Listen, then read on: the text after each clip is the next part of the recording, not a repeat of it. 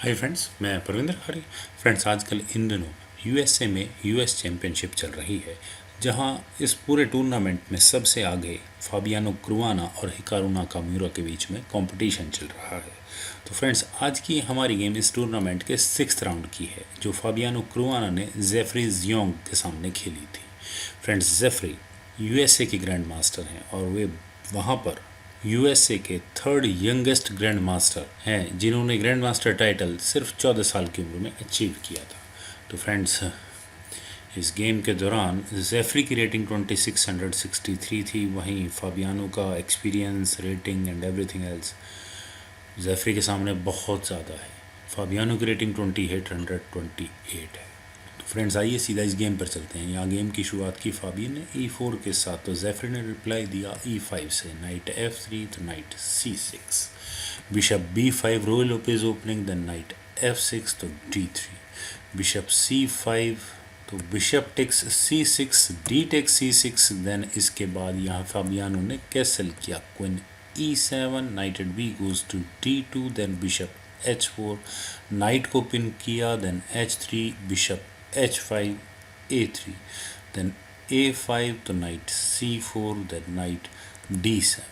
तो फाबियानो ने यहाँ पहले किया B4, बिशप पर अटैक बनाया, तो बिशप G6, देन B4। उन्होंने यहाँ पहले ब्लैक के बिशप पर अटैक बनाया, लेकिन क्या फाबियानो अपने इस रुख को भूल गए हैं?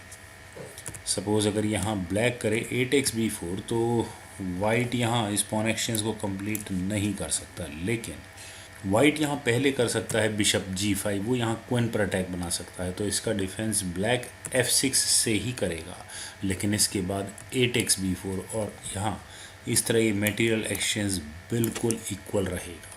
तो इसी कारण से यहाँ फाबियानो ने इस B4 मूव को चला, तो bishop B6, B takes A5, bishop takes A5, then bishop B2, then F6, तो knight takes A5, rook takes A5, then night H4, और इसके बाद यहाँ ब्लैक ने कैसल किया। और वाइट के इस नाइट के अगली डेस्टिनेशन यहाँ ये F5 स्क्वायर ही होने वाला है। तो नाइट F5, क्वीन पर अटैक, तो queen E6, then king H2, C5, तो H4, C4, then H5, bishop पर अटैक, तो बिशप F7 स्क्वायर पर, rook G1, then C takes D3, C takes D3, तो रुक B5, बिशप पर अटैक। तो फाबियानो ने यहाँ अपने बिशप को C1 स्क्वायर पर प्लेस किया, और उनकी इंटेंशन शायद इस बिशप को माइट भी किसी एक बेटर स्क्वायर पर ले जाने की रही होंगी। ब्लैक ने यहाँ पहले किया king H8, then bishop E3, रुक B3, देन रुक G3, तो C5, क्वीन E2। और फ्रेंड्स, क्या अब यहाँ ब्लैक को अपनी क्वीन को A6 स्क्वायर पर नहीं लेकर चले जाना चाहिए था? माइट भी एक अच्छी पॉसिबिलिटी हो सकती थी, लेकिन यहाँ ब्लैक ने पहले किया G5, तो एनपेसेंट यहाँ फाबियानो ने किया H takes G6, then bishop takes G6, तो A4। और अब कहीं जाकर ब्लैक ने यहाँ अपनी क्वीन को A6 स्क्वायर पर प्लेस किया, और उनका प्रेशर यहाँ इस D3 पॉन पर, तो बिशप H6, रुक पर अटैक, रुक G8, देन रुक eight A goes to G1, और ब्लैक को यहाँ ये A4 पॉन बिल्कुल फ्री मिल गया, क्वीन टेक्स A4, लेकिन नाइट E7 करने के बाद वाइट का अटैक यहाँ इस रुक और बिशप पर है। इट मीन्स ब्लैक के किंग की पोजीशन काफ़ी ज़्यादा ओपन होने वाली है। तो ब्लैक क्या यहाँ अपने इस रुक को बचाए? अगर वो यहाँ करे रुक E8, might be A better होता।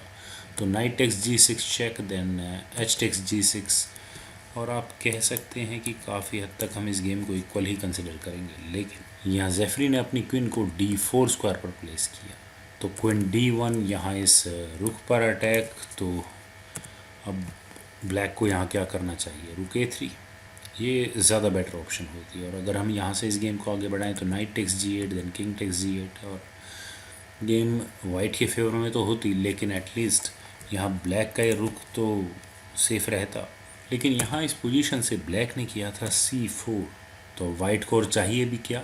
Night takes G8, then king takes G8, D takes C4, rook takes G3, queen takes D4, और E takes D4, king takes G3। और फ्रेंड्स, यहाँ इस सब मटेरियल एक्सचेंज में ब्लैक को एक passer का तो फ़ायदा है, लेकिन यहाँ वाइट के पास एक एक्स्ट्रा रुक है।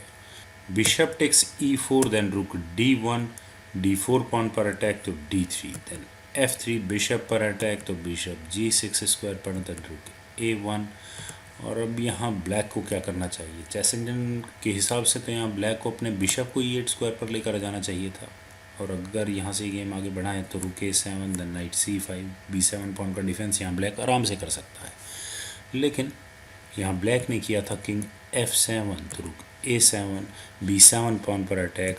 और अब यहाँ मेरे ख्याल से ब्लैक को इस b7 पॉन के डिफेंस पर ज़्यादा ध्यान नहीं देना चाहिए था, उन्हें यहाँ अपने किंग को मूव करना चाहिए था e8, might be a better square. तो rook takes b7, then bishop f7, और ब्लैक भी यहाँ इस c4 पॉन को आराम से ले सकता था। लेकिन यहाँ इस पोजीशन से जेफरी ने किया था नाइट c5, और ये मूव काफ़ी वीक है क्योंकि बिशप e3 करने के बाद वाइट का अटैक सीधा इस नाइट पर है। तो शायद ब्लैक को यहाँ अपने इस नाइट को बचा लेना चाहिए था, पर उन्होंने यहाँ किया किंग e8, तो बिशप टेक्स c5, और यहाँ ब्लैक ने अपना नाइट सेक्रीफाइस कर दिया। और आखिर उन्होंने यहाँ ऐसा क्यों किया, उनकी कैलकुलेशन बिल्कुल सही है, क्योंकि ब्लैक का ये पॉन अगले 2 मूव्स में क्वीन बनने ही वाला है, और ये बिशप इस पॉन को क्वीन बनाकर ही रहेगा। जेफरी ने यही काम किया d2। और अब यहाँ फाबियानो के पास इस पॉन को रोकने का क्या तरीका है, क्या वो यहाँ अपने इस रुक को वापस a1 स्क्वायर पर लेकर आए, लेकिन ये बिशप c2 स्क्वायर पर आकर सारा काम वाइट का यहीं बिगाड़ देगा। तो फाबियानो अब यहाँ करे तो करे क्या, उन्होंने यहाँ किया था रुक a8 चेक, तो king d7, then bishop b6। और अब यहाँ वाइट की प्लानिंग काफ़ी हद तक समझ में आती है। वे यहाँ एक चेक देकर इस डी पॉन या आगे बनने वाली क्वीन को आराम से ले सकते हैं। सपोज़ अगर यहाँ ब्लैक करे d1 इक्वल्स क्वीन, तो उसके बाद रुक d8 check, king c6, rook takes d1, king takes b6, रुक d6 check, king c5, rook takes f6। And no doubt white इस गेम को जीत ही चुका होता। लेकिन यहाँ जेफरी ने पहले किया किंग c6, उन्होंने यहाँ पहले इस बिशप पर अटैक बनाया, लेकिन फाबियानो करुआना की यहाँ कैलकुलेशंस कमाल की हैं। उनका यहाँ फाइनल मूव बिशप a5, और यहाँ इस मूव के बाद जेफरी ने रिज़ाइन कर दिया, क्योंकि फ्रेंड्स सबसे पहला अटैक तो इस बिशप का इस d2 पॉन पर है। और सपोज़ अगर ब्लैक यहाँ करता है d1 इक्वल्स क्वीन, तो उसके बाद रुक c8 चेक, और अब इस किंग के जाने के लिए सिर्फ ये d5 ही बची है। तो किंग d6, देन रुक d8 check, king c5, rook takes d1, और गेम में अब ब्लैक सिर्फ रिज़ाइन ही करेगा। और सपोज़ अगर यहाँ इस पोजीशन से ब्लैक डिसाइड करता है कि वो अपने बी पॉन को आगे पुश करेगा, तो उसके बाद बिशप टेक्स d2, और ब्लैक की सारी होप्स यहीं ख़त्म हो चुकी होंगी। तो क्या ज़बरदस्त मूव था फाबियानो करुआना का ये बिशप a5 वाला, जिसकी वजह से यहाँ जेफरी को सीधा रिज़ाइन ही करना पड़ गया। और जिस तरह का प्रदर्शन यहाँ फाबियानो करुआना और हिकारू नाकामुरा कर रहे हैं, और मुझे पूरी उम्मीद है कि यूएस चेस चैम्पियनशिप में इन दोनों में से ही कोई एक खिलाड़ी विजेता के रूप में सबके सामने आएगा। और मैं आशा करता हूँ कि आपको ये वीडियो ज़रूर पसंद आई होगी। आप इस वीडियो को लाइक करें, शेयर करें, और मेरे इस यूट्यूब चैनल चेस गुरु को सब्सक्राइब करें। और आपके कमेंट्स का मुझे बेहद इंतज़ार रहेगा। Thank you for watching and bye for now.